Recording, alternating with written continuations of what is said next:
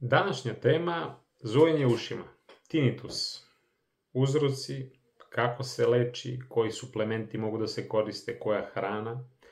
Sve ćemo o tome pričati danas, a u narednom videu će biti demonstracija raznoraznih vežbi koje su jako dobre i koje će sigurno uz ovaj video napraviti veliku promenu za vas. Sad, na početku, znači tinnitus ili zujanje u ušima, to je simptom. Znači, to nije konkretno neka bolest, jer to je predstavljeno, da kažem tako, i definicija glasi da je to percepcija zvuka bez spoljnog izvora. Znači, cilj je pronaći koji su uzroci, jedan ili više njih, i smanjiti tu, da kažem, pozadinu ili tu možda moždanu hiperpobudu koja se manifestuje kroz to zujanje ili već neke zvukove. Šta je interesantno?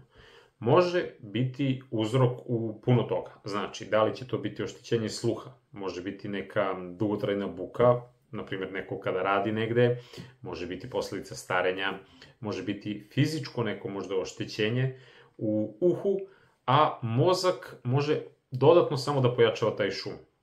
Što se tiče balansa u smislu neurohemije, da tako kažem, GABA, koja je jedan od glavnih inhibitornih neurotransmitera, koči dok glutamat ubrzava sva dešavanja u smislu te hipersenzitivnosti auditivnih puteva. I sada imamo disbalans između GABE i glutamata.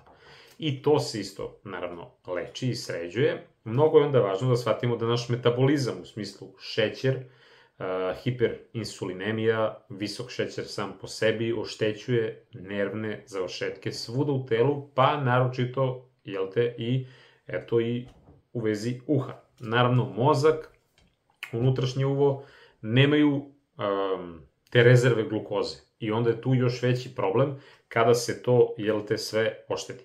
Mnogo je važno da shvatite da priča nije samo ovde, oko uha, jer sinusi generalno jako dosta utiču, znači čim imamo neku kongestiju i pritisak u celoj našoj, da kažem, lobanji, celom prednjem, zadnjem delu, negde ako se nešto dešava, može da se ispolji kao, tinnitus ili zujanje u ušima. Interesantno je da svi poremećaji, na primjer, koji se tiču i vilice, naročito tih pripoja, ligamenti, mišići, zglobovi, gde je donja vilica spojena sa lobanjom i u vezi vrata, bilo koje napetosti, bilo koje povrede takođe, mogu da utiču i pritiskaju i remete normalno funkcionisanje celog tog sklopa i onda i to da se manifestuje oko, uva. Naravno, od osobe do osobe zavisi kakav, na primjer, ima sastav ušnog voska, na primjer, da li je sklona nekim upalama, da li su bila neka zapaljenja, inflamacije, bilo da je to mehaničko ili kakvo već neko pogoršanje. Tako da to je isto onako poprilično jedan od čestih, uzroka. Naravno, imamo i tu osobinu raznih lekova, tu ototoksičnost, da pojedini lekovi stvarno mogu da provociraju, pojačaju te smetnje i to naravno će lekar već da vidi šta i kako. I mnogo je važno da se što pre, sad kad pričamo o lekaru, javite. Znači, rana analiza, rani pregled, mnogo toga će spasiti. Odete lepo kod oralo specijaliste, on će sigurno da vam uradi audiogram, da vidi koji su slušni pragovi, šta se tu dešava. Nakon toga imate one timpanometrije i tako dalje, da se vidi, i kako to funkcioniše srednjuvo, ventilacija. Naravno, imate i laboratorije razne, koje tu mogu da pomognu u smislu insulin, pa onda glukoza kakva je, pa HbA1c, da se vidi to kako ide neki duži vremenski period. I, naravno, ORL specijalista će sve to da vama lepo onako predstavi šta se tu dešava i tako dalje. Ponekad se dešava da su neki ti neurosimptomi onako poprilično jaki, pa da li će tu biti potrebna, magnetna rezonanca, CT, skener, tako dalje. To je već sve na strani doktora kako će on to da odluči u vezi vas.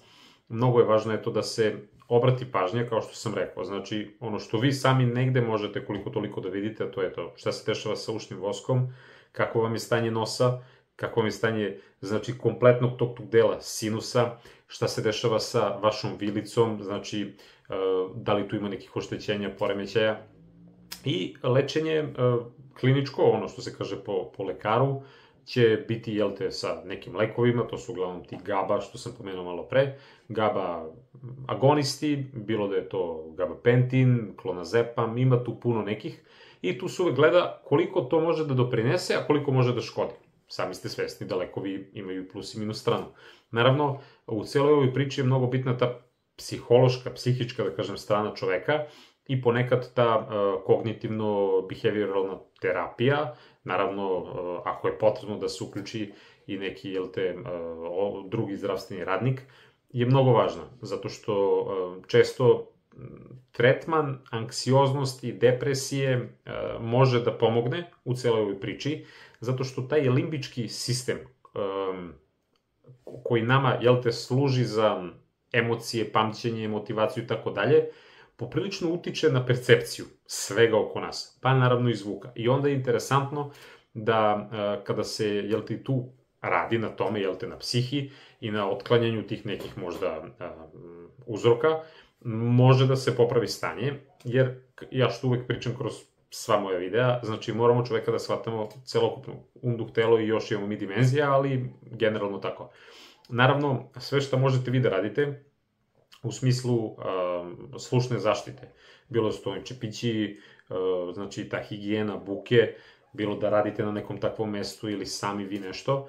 Generalno, dešava se i da osobe koje često nose, na primjer, bubice, i one imaju potencijalno ta oštećenja neka sluha, da kažem, ili pak vezano za ovo. S druge strane, neka slušna pomagala svakako tu igraju ulogu, pa, kažem, već ćete da vidite šta i kako. I, naravno, kao što sam rekao, prirodno lečenje u celoj ovoj priči je mnogo važno, zato što prevencija je ključ, jer konkretno pomenuo sam glutamat, gore na početku, i onaj balans sa GABom. Kada smanjimo sve šta okida glutamat u ishrani, mnogo toga se menja. Danas ste svesni da u svim prerađevinama imate puno nekakvih aditiva, emulgatora i tako dalje, pojačivači ukusa i svašta nešto. Neke od njih, poput, na primjer, mononatriuma glutamata, aspartam, onda imate puno tih kombinacija proteina, da tako kažem, bilo da je to hidrolizovani protein, onda onaj kalcijum, na primjer, kazeinat, pa onda imate lizirani kvasac, ekstrakte neke raznorazne, teksturirani protein, često one kombinacije whey izolati, sojni izolati, to je toliko prerađeno da je to našem organizmu jako strano, iako se nešto od toga čak predstavlja kao, jel te, zdrava hrana. Mnogo je važno da stabilizujete insulin, znači da vaš glikemijski taj unos bude onako niži i da periodično postite. Znači, imate one razne protokole, intermittent fasting i tako dalje, i da kontrolišete težinu. Neke stvari koje su do vas treba da uradite stvarno. Zatim san, stres, generalno, rutine za smirenje, da li će to biti vežbe disanja, priroda, lagane neke vežbice, one jutarnje, večernje, naravno i one vežbe fizički jake, aktivne, ali ovde pričamo o tom smirenju. I naravno, crkva i sve to šta vaš duhovni mir dovodi u neki balans, nekome će to biti meditacija, poštujem sve, i sve šta je potrebno za vaše zdravlje radite. I, da kažem, ti suplementi koje možete, na primjer, da uzmete iz apoteke ili zdrave hrane, kako god, bitno je samo da se konsultujete sa lekarom, naročito ako uzimate možda neke anksiolitike, antidepresive, antikoagulanse, jer imate dosta toga šta utiče, da kažem, na onu spregu i taj balans, jel te? Naprimjer, taurin se pokazao kao dosta dobar suplement, naravno GABA kao, jel te, i nešto što se koristi, jel te, u terapiji. Onda imamo te osnovne neke, kao što su, na primjer, cink, magnezijum, omega-3, vitamin C, koenzim Q10, B6, B12, dosta je, na primjer, B1, sad on ima više tih nekih oblika, ali oni su mnogo dobri, naročito je B kompleks kod insulinske rezistencije, zato što on podržava te nerve, jako ih dobro ishranjuje, bitan je za njihovo funkcionisanje, vraćamo se na onu priču koliko je tu sve nežno, sitno, osetljivo. Tako da ima tu mnogo većeg, da kažem, onako smisla, percepciju i osjećaj da se nešto i fizički dešava, da kažem, u srednjem uhu, uvek su dobri ovi prirodni lekovi u smislu belog luka, ulja origana, to sad da li varira kroz perle, da li ovako da pijete, jer ti bioflavonoidi su mnogo dobri, ceo taj, da kažem, kompleks njihov, zato što utiču naročito na te potencijalne viruse koji mogu da izazovu stvaranje tog, nema da kažem kao mukusa, ali tih promena koje oni rade, naročito u srednjem uhu. Mnogo je važno da se smirite, kao što rekoh, naročito vaš centralni nervni sistem, jel te? I onda biljni čajevi, na primjer, su interesantni uveče da se uzimaju, koji su, jel te, bez kofeina. I tu čajevi poput, na primjer, kamilice, valerijane, lavande, matičnjak, onda imate ašvagandu, đumbir, pasiflora, ima puno kombinacija. Naravno, oprez zbog nekih lekova, zbog interakcija i u konzultaciji sa lekarom ili farmaceutom uživo. Da. I mnogo je dobar isto suplement K2D3, koji ako ima tih nekih kalcifikacija mekog tkiva, to će već da proceni lekar. Postoji mogućnost da se kroz vitamin D vidi šta se dešava, tako da eto i to je interesantno u svemu ovome. I mnogo je važno da vi sami krenete da vodite tu neku svest o tome šta se dešava. U smislu dnevnik okidača, znači da zapišete, na primjer, hranu, piće, gde ste primetili nešto da se pojača ovako onako, jer pričao sam već veštački zaslađivači, alkohol, kofein, sve to pravi jednu kompleksnu priču, onda stres, san, na primjer kakav vam je bio tad i tad, buka, jednostavno primetite razliku pre i posle, od 0 do 10, i uvek kažem ljudima, rangirajte, znači kako sam se osjećao u ponedeljak, utorak, kako sam spavao u sredu, i tako dalje, šta se dešavalo. I onda je mnogo bitno da tog merenja od 0 do 10, na primjer, procenite i pre i posle vežbi. Kao što rekao na početku videa, bit će zaseban video o vežbama koje možete vi kod kuće da radite vezano za zujanje ušima, za tinnitus, i pišite promene, pratite. Samo potrebno je i kod svega ovoga što pričamo ovde i kod vežbi potrebno je vreme. Mnogo je važno, znači, da se pazite. Ako već imate neke problematike, da je to možda muziku ne slušate toliko glasno, naročito kad idete na koncertima, kad, ne znam, radite sa Hiltijem, sa trimerom, testerom, motornom kad radite, znači, to je popriličan stres za, jel te, naš ceo slušni aparat.